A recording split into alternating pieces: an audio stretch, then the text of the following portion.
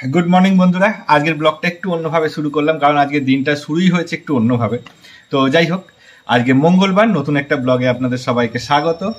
সকালবেলায় আমি সবে ঘুম থেকে উঠেছি, মানে অ্যাকচুয়ালি ওর কলটাতেই ঘুম থেকে উঠেছি। একজন স্ক্যামার সকাল সকাল ফোন করে দিয়েছিল আমাকে যে আমি 12 বছর আগে একটা ইন্স্যুরেন্স করেছিলাম, সেই ইন্স্যুরেন্সটা ম্যাচিওর হয়ে গেছে, আমি অনেক টাকা পাবো, লাখখানেক টাকার একটা টোপ দিচ্ছিল আমাকে।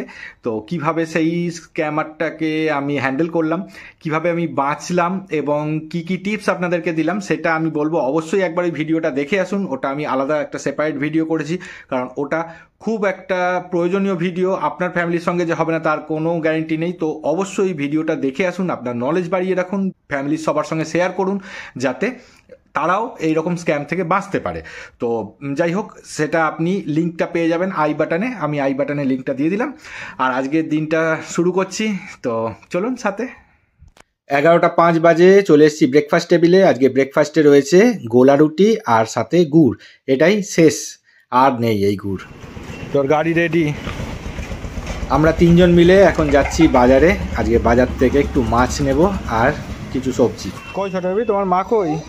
ওই যে ওই তো ছোট বেবির মা আসছে এক ব্যাগ বাজার করে। দিয়ে দাও, ওখানে ফেলে দাও, ছুড়ে দাও। চলো, ওদিকে যাব না, আর এদিকে যাব। ছোট বেবি এই জায়গাটায় খুব ভালো মতো চেনে, ও জানে উঙ্গ বেবিদের বাড়ির সামনেই, তাই জন্য দিদি দিদি করে চেঁচাচ্ছে। আজকে মমতা বাজার থেকে 100 গ্রাম চিংড়ি মাছ কিনেছে, দেখুন কত বড় বড় চিংড়ি মাছ।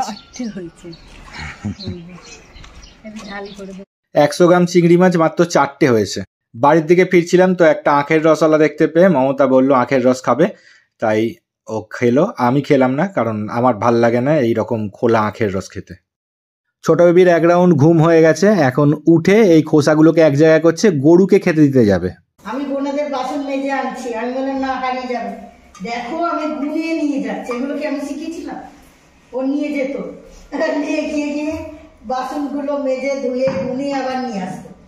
আমি বলতাম কুকুর তো হারিয়ে গেলে তখন কোথায় পাবো বোনের বাসন। আরো তোলো, আরো তোলো, আরো আছে তো, আরো আছে তোলো।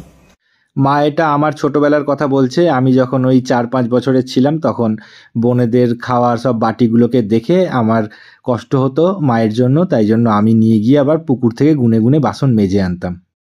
2:30 বাজে, এখন লাঞ্চের জন্য এসছি। আজকে রয়েছে ভাত, তেতো আর ওই যে চিংড়ি মাছ নিয়ে এসেছিলো মমতা, সেই চিংড়ি মাছের ঝাল করেছে। আর এখানে টমেটো সেদ্ধ করে একটা টক টাইপের কিছু বানিয়েছে, এটা আমি খাবো না, মমতা খাবে।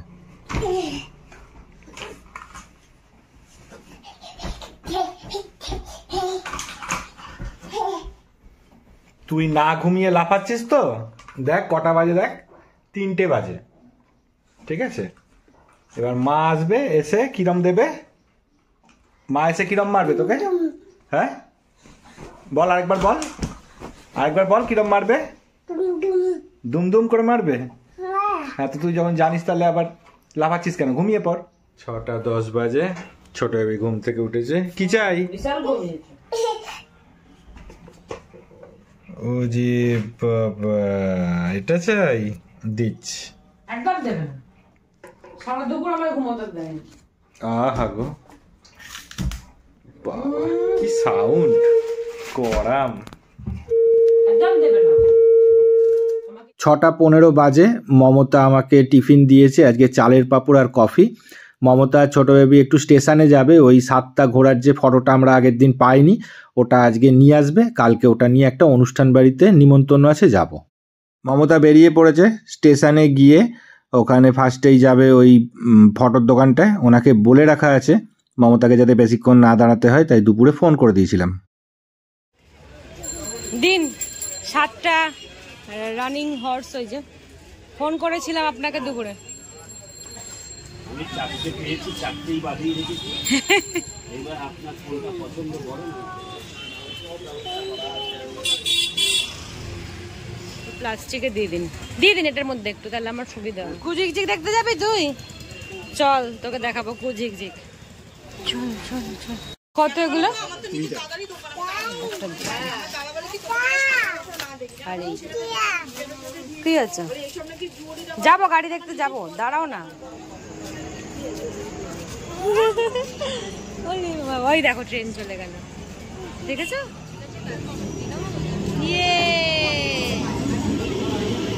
যেও না, আমি চলে যাচ্ছি, তুমি যাও দিকে। টাটা। বেশি পেকেছো না? মমতা এক দাদুর দোকান থেকে 2 প্লেট বিরিয়ানি নিয়ে নিল। এটাই আমরা আজকে রাতে করব ডিনার। আর এছাড়া আগের দিন এই ভদ্রলোকের থেকে চপ খেয়েছিলাম, আমের চপ, খুব সুন্দর ছিল, তাই আজকেও আবার নিয়ে নিল। ছোট বেবিকে শুকনো ফুচকা দেয়া হয়েছে, ও বসে বসে শুকনো ফুচকা খাচ্ছে। এবার ঘরে ফেরার পালা। মমতা টোটোর থেকে আমাকে ফোন করে দিয়েছিল, আমি যাচ্ছি ওদের রিসিভ করতে। ছোট বেবি মায়ের সঙ্গে বেরালে আমাকে খুব মিস করে, কারণ ওর মায়ের কোলে ও খুব একটা কমফোর্টেবল না, আর মাও অতটা ভালো কোল নিতে পারে না। বাড়িতে এসেই আমরা চপগুলো খেতে আরম্ভ করে দিয়েছি, কিন্তু ঠান্ডা চপে সেই মজাটা নেই যেটা ওখানে দাঁড়িয়ে খেয়ে হয়েছিল। চলুন এবার দেখা যাক এই 7টা ঘোড়ার ফটোটা কেমন লাগছে। এটা অ্যাকচুয়ালি একটা 3D ফটো, যেটাকে এক এক সাইড থেকে দেখলে এক এক রকম লাগবে। এরকম ফটো আমার বাড়িতে অলরেডি রয়েছে 2খানা, একটা এই ঘরেতে কচ্ছপ আর একটা ওপরের ঘরেতে এই সেম ফটোটা রয়েছে, এই সেম 7টা ঘোড়ার ফটোটা। 7 রানিং হর্স। আমাদের ডিওটা অলমোস্ট শেষ হয়ে এসছে, তাই জন্য থাকতে থাকতে আর একটা কিনে নিয়ে চলে এসেছি। এটাই আমরা ব্যবহার করতে ভালোবাসি, পার্ক অ্যাভিনিউয়েরটা। এইটা আমি একটা কিনে নিচ্ছি। ঠিক আছে, ওই তো ব্ল্যাক হেডস রিমুভ করে।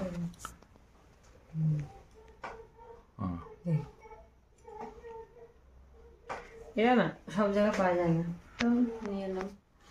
অনেক এটা খাবে। কত ছোট করে দিয়েছি বিস্কুটগুলো, দেখেন।